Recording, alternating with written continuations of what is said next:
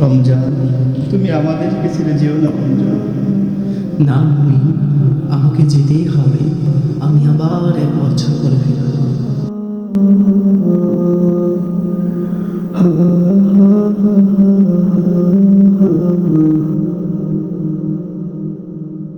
এই শয়তান, তুই কোথায় যাস?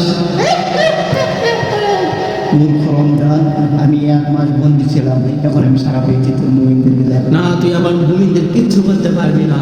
আমার মুমিনরা অনেক শক্ত হয়ে আছে। আমার নাম হচ্ছে কেন, তুই কি আমাকে এতই বলত পারি?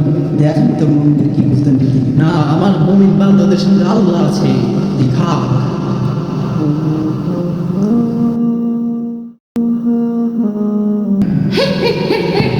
ভাই আমি তার কাছ থেকে ভাই জানতে হ্যাঁ বড় করছে আমি রেডি এই শোন আমরা তো এখন আলেন তো করে মজা জমে যাবি। এতদিন অনেক কষ্ট করে তাদের করছে, আরে কি না কষ্ট হচ্ছে। এখন আমি শান্তি পাইলাম। 1 মাস রমজান করে যাই হ্যাঁ বেরিয়ে আসি, দেখি কোনো জায়গা ঠান্ডা হচ্ছে নাকি। এ শোন কি একটু এদিন তো ভালোই নামাজ পড়েন, আমার তো কোনটা দিল ওই যে হাত ফুক দিয়ে তো ভালোই ইনকাম করি, আমার তো সেদিন কিছুই দিল না। সদরুদ্দিনে কাছে যে টাকা করে নিয়ে গেল, আমার কোনটা দিল এই জন্যই তো আমি তোর সাথে এই কামতে করেছি।